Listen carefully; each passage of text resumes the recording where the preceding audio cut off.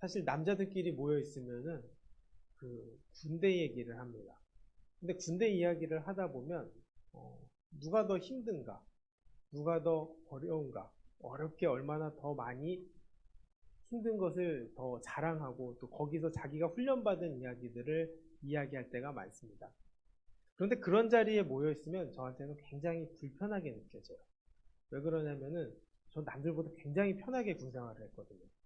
통신부대 운전병으로 있으니까 특별히 막 어려운 훈련이 있는 것도 아니고 또 힘든 일들도 그렇게 많지 않았어요. 내무 생활이 조금 힘들었다 이 정도인데 내무 생활도 사실 계급이 올라가면 올라갈수록 그렇게 편할 수가 없더라고요. 오히려 집에 가는 것이 더 힘들더라고요. 집에 가면 내가 다 해야 되는데 그 부대에 있을 때는 다 남들이 해줬었거든요. 그러다 보니까 이게 군 생활인지 나이론 군대인지 모를 때가 가끔 있었어요.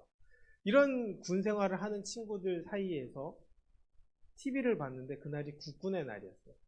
그 국군의 날에 수많은 군인들이 퍼레이드를 진행하는데 그 모습을 보면서 어떤 사람들은 특전사들은 하늘에서 낙하산을 타고 내려오고 또 어떤 사람들은 그 칼 같은 제식을 준비해서 나오고 여러 가지 모습들을 보면서 나오는데 그 사람들의 모습을 보면서 한 고참이 이런 이야기를 하더라고요. 저게 군인이다 라고 이야기를 하더라고요. 그 얘기는 뭘까요? 우리는 군인이 아니다 라고 생각하는 것이죠. 그 왜 그럴까요? 우리는 별로 힘들지 않았기 때문입니다. 특별히 다른 부대원들과 비교해 봤을 때 누구는 이래서 힘들고 누구는 이래서 힘들고 누구는 이것 때문에 죽을 뻔하고 이것 때문에 너무 힘들었다. 그런데 우리는 별로 그런 게 없었거든요. 진짜 편하게 지냈구나. 잘 지냈구나. 그러니까 우리들끼리 서로 힘든 건 이야기할 수 있지만 다른 부대원들 앞에서 내가 더 힘들었다. 그렇게 자랑하기는 민망한 상황이죠. 그걸 보면서 어렵게 군생활하는 사람들의 모습을 보고 또 이야기를 들으면 진짜 군인인가 누구인가 우리는 생각해 보게 된다는 것입니다. 결국 어려울 때가 진짜 어려울 때의 모습을 다 이야기하지 않습니까? 신앙생활도 마찬가지인 것 같습니다. 우리는 지금 굉장히 믿고 싶을 때 믿고 또 찾아오고 싶을 때 찾아오고 기도하고 싶을 때 기도하고 예배 드리고 싶을 때 예배 드립니다.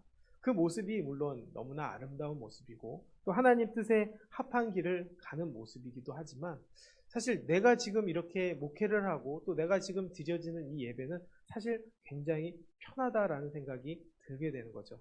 무엇을 들었을 때 바로 북한에서 지하교회 속에서 핍박을 당하면서 또 예배드린다는 이유로 죽임을 당하고 어려움을 당하고 고난당한다는 사람들의 이야기를 들으면서 내 믿음이 정말 진짜인가 생각해 보게 됩니다. 또 그뿐이 아니라 지금 이라크에서 또 이 전쟁 지역에서 예수님을 믿고 예수님 때문에 어려운 삶을 사는 사람들이 얼마나 많습니까? 그 모습을 볼 때마다 이게 결코 진짜 믿음이 나한테 있는 것이 아닐 수도 있겠다라는 생각이 들었다는 것이죠. 결국 진짜 믿음은 어디서 나오는가 생각해 보면 어려운 상황 속에서 정말 힘든 상황 속에서 고난 속에서 믿는 믿음이 편한 상황 속에서 믿는 믿음보다는 그것이 진짜 믿음이 아닐까 생각해 보게 됩니다. 이 마가복음이 바로 그럴 때 쓰여진 책입니다. 수많은 박해가 시작되었을 때 마가는 그리스도인들에게 믿음을 가지라고 이 말씀을 썼습니다. 사실 죽음의 자리 앞에 있는 사람들이죠. 그런 사람들 앞에서 믿음을 지켜야 할 말씀들을 써야 되는데 그 말씀이 바로 누구였을까요? 바로 예수 그리스도를 향한 말씀이라는 것입니다. 절박한 상황 속에서 정말 쓰여진 말씀이라는 것이죠. 로마의 박해 속에서 또 그 박해와 거짓 소문으로 인해서 수많은 사람들이 고난받고 고통받고 죽임을 당했습니다. 어떤 사람들은 기름에 담겨지기도 하고요. 또 그 기름 속에서 횃불의 용도로 쓰이는 사람들도 있었다는 것이죠. 이것이 뭘까요? 수많은 박해 속에서도 불구하고 믿음을 지켰다는 것입니다. 어떻게 그렇게 믿음을 지킬 수 있었을까 생각해 보게 됩니다. 사실 하나님을 부인하고 하나님을 거절만 했어도 이들은 살 수 있었습니다. 그럼에도 불구하고 목숨을 버려가면서 또 목숨을 바쳐가면서 이 일을 어떻게 할 수 있었을까? 우리는 생각해 보게 됩니다. 그 이유는 바로 이들이 영원한 생명을 보았기 때문입니다. 하나님의 말씀을 들었고 그 믿음을 받아들였고 또 그 믿음을 통한 은혜는 결국 영원한 생명, 이 땅에서의 끝이 아닌 하나님 나라에 있음을 깨닫고 가는 그 삶을 경험했기 때문에 영원한 것을 내가 소유했으니 유한한 것에 내가 굳이 목숨 걸 필요가 없다는 그 말씀과 진리를 경험했기 때문에 이들은 하나님 앞에서 목숨을 걸게 되었다는 것이죠. 사실 이 글을 쓴 마가 요한도 처음부터 믿음이 있었던 사람은 아닙니다. 어찌 보면 이 어려운 상황 속에서도 젊었을 때는 굉장히 편하게 예수를 믿었던 것 같았습니다. 우리가 어저께 교회에서 마가의 다락방에 가지 않았습니까? 그 마가의 다락방에서 수많은 사람들이 기도하고 예배드리는 모습을 봤는데 그 원조가 바로 이 마가의 다락방입니다. 이 마가의 다락방이 그냥 우리가 생각하는 다락방과는 다른 이유가 바로 120명이 사도행전에서 이 마가의 다락방에서 방언을 받았다는 이야기를 듣습니다.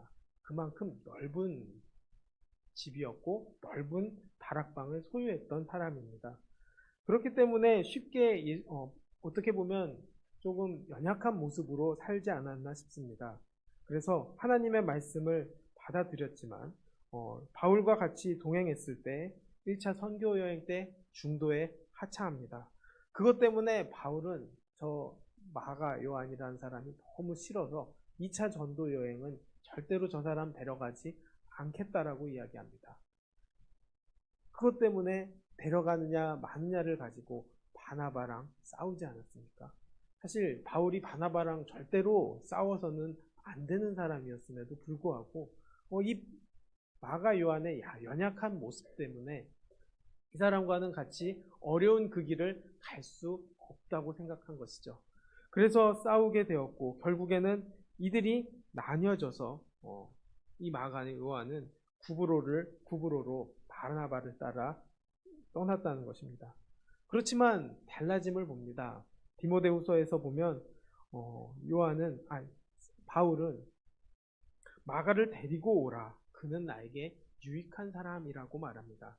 어떻게 변했을까요? 바로 유익한 사람이 되었다는 것이죠. 그리고 하나님의 은혜의 자리, 하나님의 역사의 자리, 또 구원의 자리, 그 구원의 역사에 반드시 필요한 사람이 되었다는 것입니다. 그리고 이 마가복음을 통해 어렵고 고통당하고 그저 죽음 앞에 있는 사람들 앞에서 하나님의 말씀을 쓰게 되었다는 것이죠.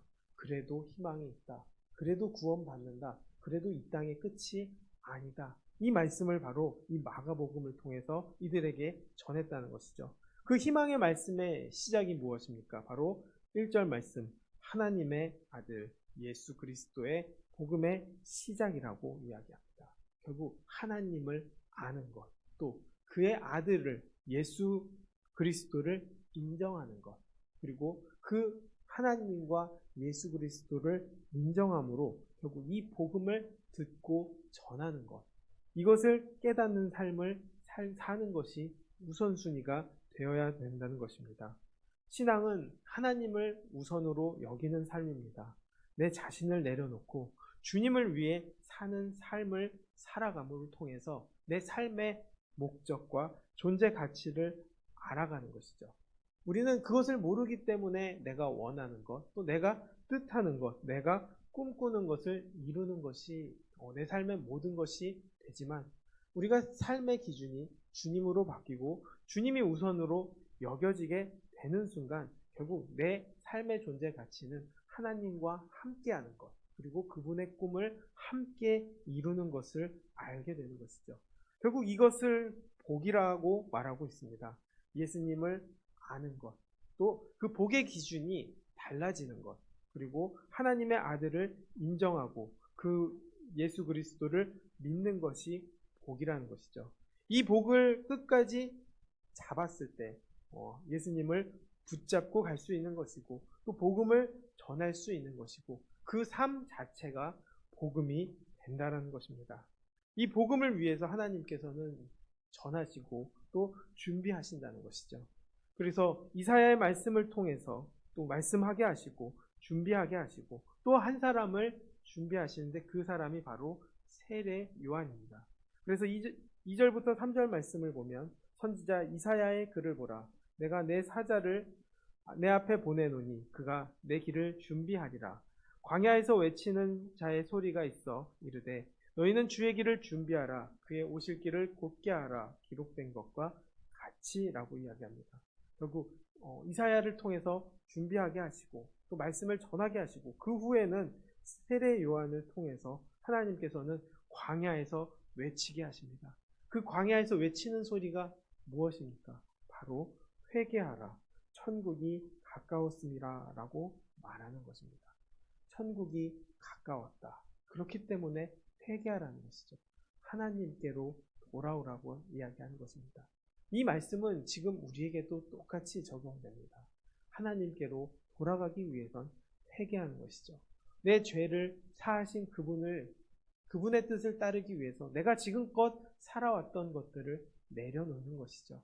그래서 우리는 돌이키기를 하나님께서는 원하고 계시다는 것입니다. 회개했을 때 결국 하나님을 바라봤을 때 내 자신은 당연히 회개하게 되는 것이고 그 회개를 경험하면 믿음이 들어오게 되는 것이고 또 믿음을 통해서 천국이 가까웠음을 알게 되는 것입니다. 2000년 전에도 아직 안 됐는 2000년 전에도 천국이 아직 안 왔는데 지금 2000년 동안 안 왔는데 앞으로 뭘 얼마나 오겠습니까?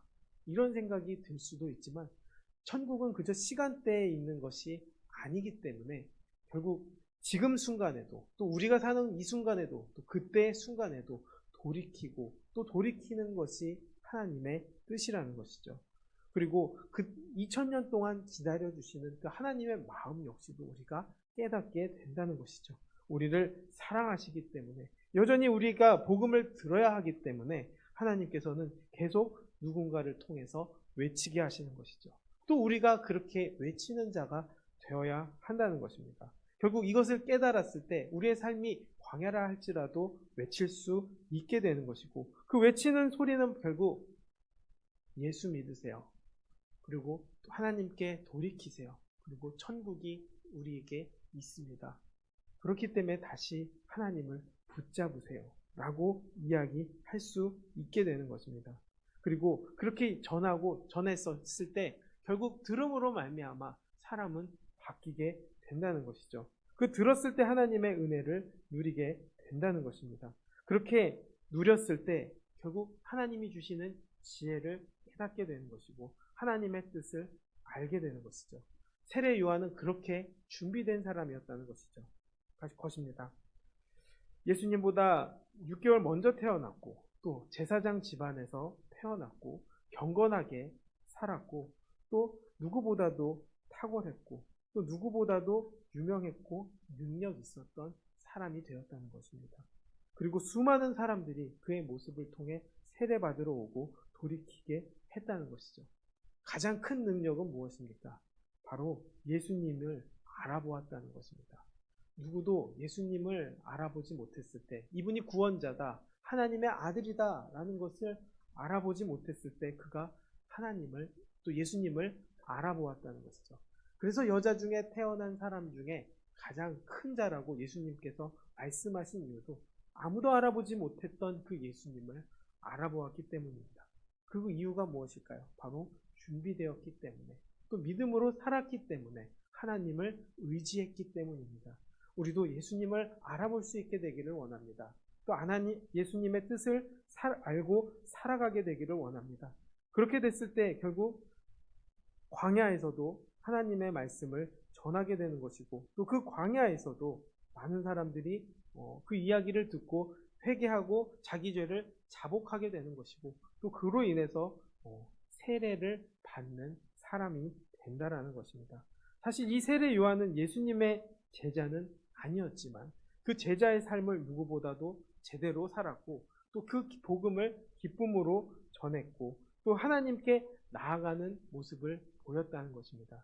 그리고 이 기쁨을 통해서 내가 낮아지더라도 내가 손해보더라도 내가 작아지더라도 또 내가 죽더라도 하나님의 영광을 나타낼 수만 있다면 그 자체가 기쁨이 되는 삶을 살게 된다는 것입니다. 예수님을 믿었을 때 가능한 일인 것이죠. 인간적으로는 불가능한 일입니다. 사실 내가 잘 되기를 바라지 내가 낮아지기를 원하는 사람은 이 땅에서 없습니다.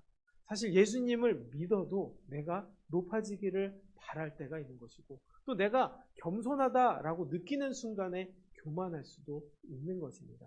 그러나 그런 상황 속에서도 결국 하나님을 받아들이고 하나님을 믿었을 때 우리는 그 하나님의 사람이 될 수 있다는 것이죠. 그는 낙타 털옷을 입고 허리에 가죽띠를 띠고 메뚜기와 석청을 먹었다라고 합니다. 좋은 것을 먹을 수 있었음에도 또 더 좋은 옷을 입고 화려한 것들을 가질 수 있었음에도 그는 그렇게 살지 않았다는 것이죠. 하나님의 말씀을 전할 뿐이고 하나님의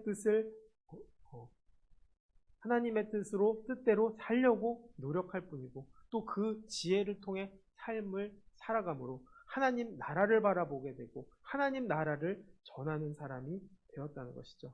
그랬을 때 예수님은 찾아오십니다. 또 예수님이 찾아오신 것을 그는 알아보게 됩니다. 그래서 예수님이 누군지 알았기 때문에 내 뒤에 오신다고 말씀하셨고 또 그의 신발끈 풀기도 감당하지 못한다고 말합니다. 그리고 세례 주시는 하나님, 그저 자신은 물로 세례를 주지만 그분은 성령으로 세례를 베푸신다라고 말씀하고 있는 것이죠. 결국 그 성령으로 세례받는 우리가 되기를 바랍니다. 그 성령으로 세례받음으로 인해 그저 하루하루 씻겨진 삶이 아니라 영원히 씻겨지는 삶, 또 주님이 원하시는 삶의 모습의 자리에 서게 되기를 원합니다. 그럴 때 결국 예수님은 찾아오신다는 것이죠.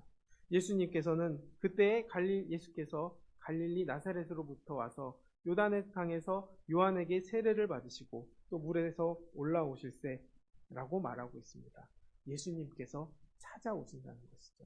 우리는 누군가를 찾으려고 노력할 때가 많습니다. 나를 위해서 누군가를 찾습니다.